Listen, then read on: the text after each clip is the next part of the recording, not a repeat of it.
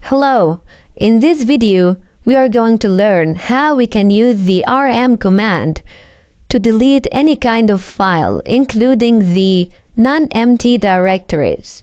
So right now, I'll switch to my desktop, and then I'll create two new directories, directory 1 and directory 2. I'll also create three new files, file 1, file 2, and file 3. Also, I want to create another file inside of my directory 1, and I'll call it text1. And inside of my directory 1, I want to create another directory, and I'll call it directory 12. Okay, so right now if I do an ls for my directory 1, I will have two files, directory 12 and text1. And we can verify that using our graphical interface. As you can see, inside of my directory 1, I have two files, directory 12 and text1. Of course, directory 2 is empty, as you can see. Okay. So we already learned how we can use the rmdir command to delete a non-empty directory. So if I want to delete directory 2, which is empty, this will work. However, if you want to delete directory 1, this will not work. It will tell you failed to remove directory 1 because it's not empty.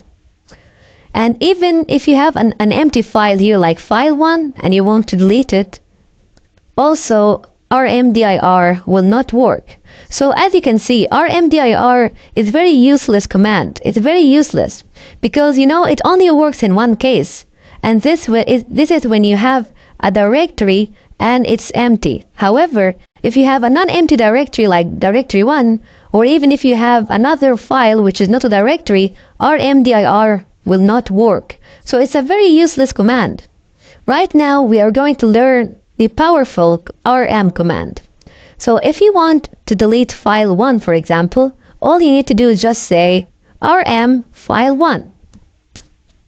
And this will delete file 1. Rm here stands for remove. And if you want to delete two files together, file 2 and file 3, all you need to do is just say rm file 2, file 3.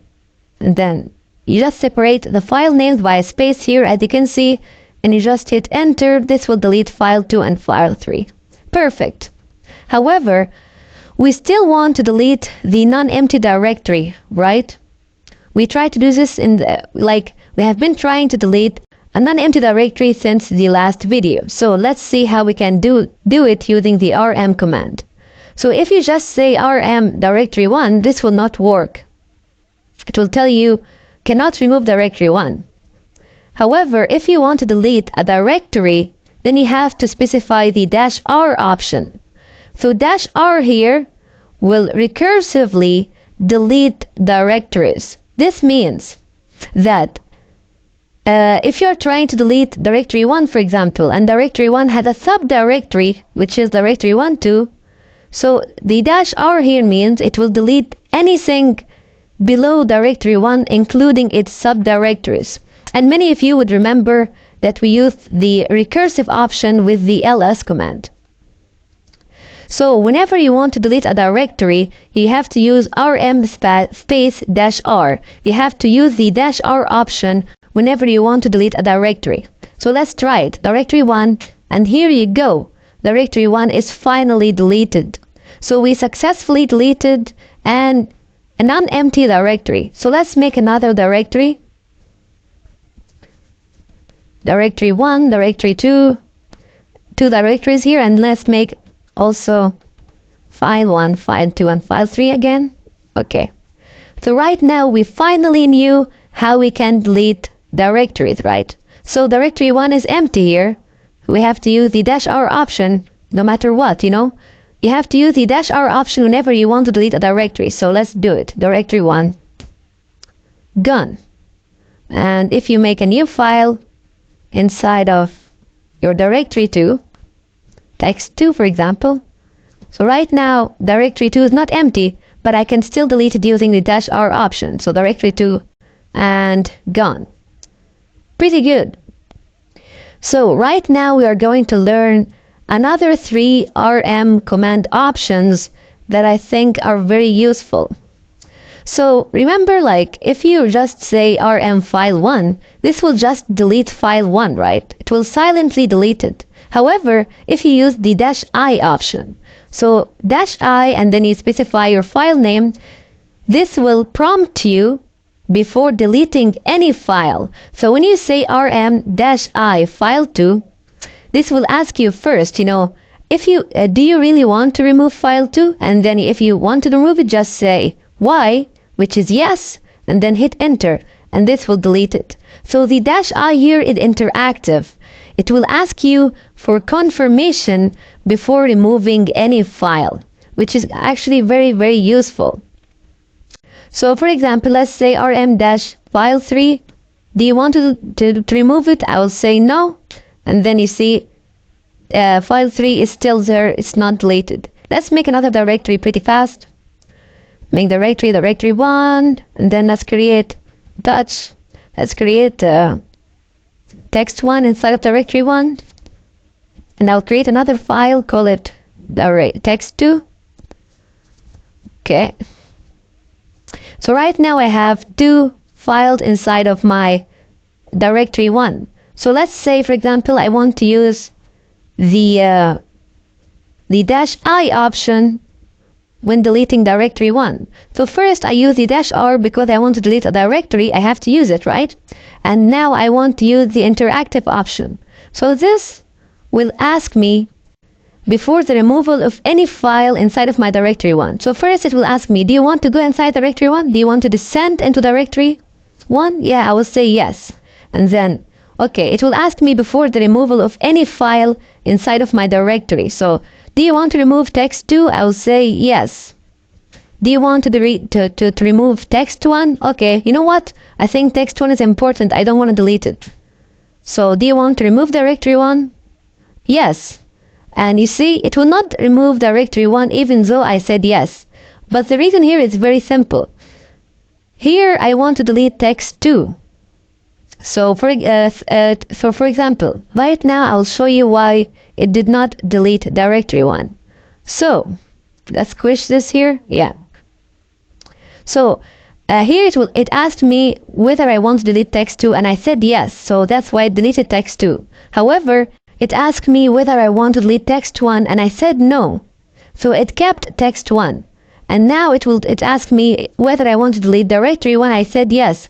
But then it told me, how come you want to delete directory 1 even though there is a file inside of directory 1 that you don't want to delete? This is why it told me, you know what? I will not delete directory 1 because there is already one file inside of it that you did not want to delete. So let's do the command one more time. Directory 1. So do you want to go inside directory 1? Yes. Do you want to delete text 1? Yes. Do you want to remove directory 1? Yes. This time it will delete directory 1, as you can see, because it's empty now. I have nothing, I have no files inside of my directory 1 which I want to keep. That's really good. Okay, so -i option is like a double check policy. You use it when you want to remove, like you want confirmation. You want to know which files, like sometimes there are important files that you want to keep inside of a directory. This is when you use the -i option to make sure that it will ask for your permission before removal of any file. Okay. And now we will learn the -f option. So the -f option here is kinda the opposite of the -i option. I is interactive. It will ask for your confirmation. F will not ask you for anything. So F here is like force.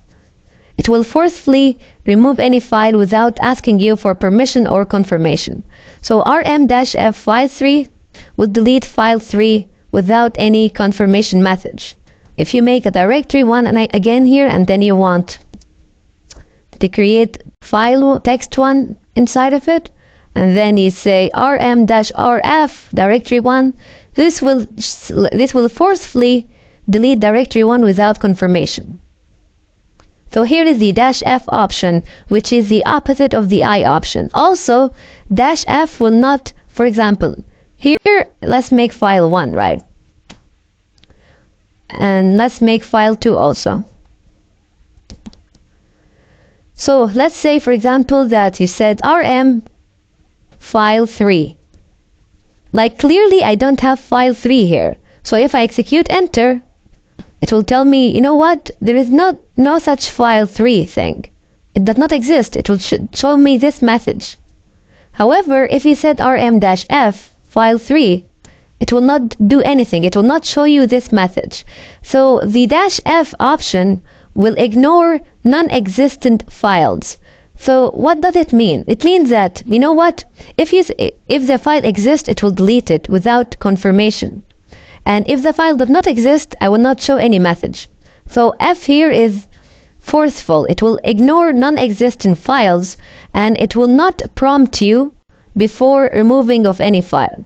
So let's see. rm-file 1, file 2, file 3. This will simply remove file 1 and file 2, and file 3 does not exist, right? So it will not remove it. However, it will not tell you that it does not exist. So enter. Yeah, as you can see, it removed file 1 and file 2, but it did not remove file 3, of course, because it does not exist. But it did not tell you that. It didn't tell you that you don't have file 3. So this is the -f option.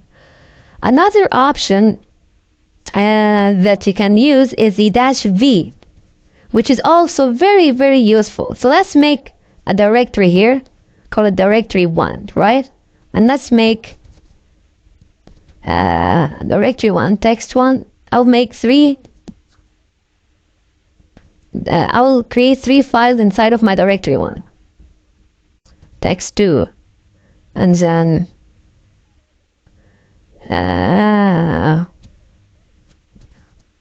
yeah, text 2 and then directory 1, text 3.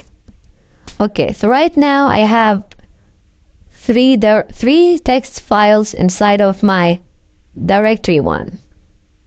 Text 1, text 2, text 3. Okay. So if you use the -v option, so let's say rm-v, I have to use r here because this is a directory, right? And then you use -v option and you say directory 1. So what will -v option do? So v here is for verbose. It means, like, it stands for verbose. It will simply display a summary. It will show you a summary of what the rm did. So if you just executed this command, it will tell you, okay, I removed the text2 file inside of your directory 1. I also removed text1 and text3, and I also removed directory 1. It's a summary of what your command did. It's very, very useful, actually. It will show you a summary of what you did. And sometimes you want to save this into another text file, and we will see how we can do this using redirections later on.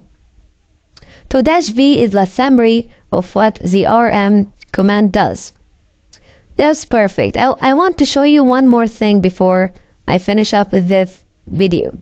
Let's make a directory here, and okay, and let's make file 1 here. If you want to delete these 2 files together, you have to use rm-r directory 1 and then file 1. So you can delete a file and a directory at the same time, but you have to use the -r option. As you can see, they are both deleted. One more thing before I actually close this video, I want to tell you that, let's do another file. I want to tell you that the R here is not case sensitive. So if you use R small, it will do the same thing. So yeah, that's one thing that you need to know, is the R here is not case sensitive. Unlike the ls command, the R capital is different in the R small. You would remember the R capital is for recursive listing, and the R small will be for sorting modification time. So yeah, that's it for this video. I highly suggest that you practice a lot with the rm command. It's very, very powerful. Very, very powerful. You can use it to delete any kind of file. You can use to delete empty directories, non-empty directories, any kind of file. So I highly suggest that you spend a lot of time practicing with the rm command and combining options and you see the results. Yeah, so that's it for this video. Ciao.